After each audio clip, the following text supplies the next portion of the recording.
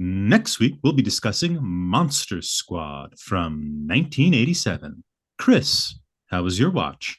I've seen this movie a number of times because I remember this from my childhood, obviously, based on the whole block that we're doing.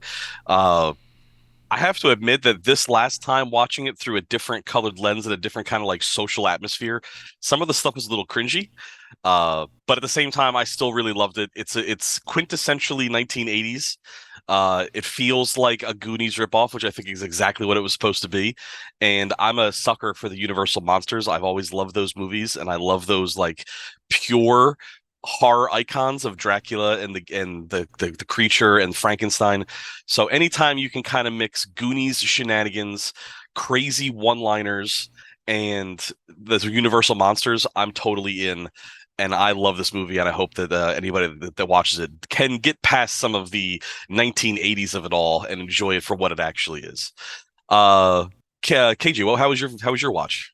Yeah, Chris, like you, I also grew up with this movie. My mom must have taped it off of something. So I watched this quite a bit as a kid.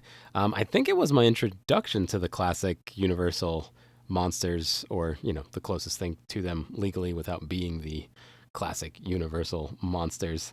That was a while ago. And then about a few years ago, I rewatched it. And guys, I like this movie. I really like this movie. And audience, one of the things I encourage you to look out for is how well a few of the shots are blocked and framed, but then how corny and cheesy and poorly made the movie is. That contrast I really enjoyed. There's also a documentary called Wolfman Has Nards that I recommend. It's kind of it's a very modern documentary just talking about how fans love the film now. And audience, it's a quick movie. It doesn't overstay its welcome. It kind of feels like it's missing an act somewhere in there, but I really enjoyed it. Go check it out. Tom, how was your watch? I had not seen this movie until today when I watched it earlier. I've been a bit busy, so I had to save it for today.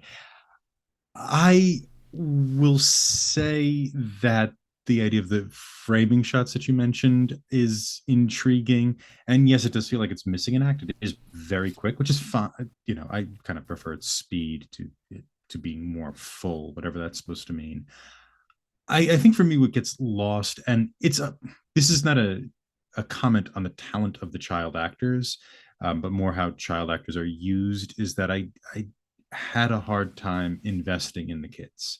I think the child actors were either used very well, or you didn't cast them particularly well. Whatever it was, you kind of appreciate an ET or a Spielberg movie in which he tends to really find either really good actors, or just he knows how to work with child actors in a really good way.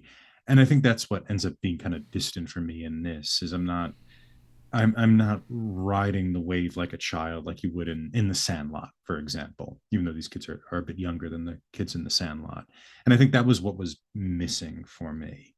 Monster Squad is available on Paramount Plus at the time of this recording.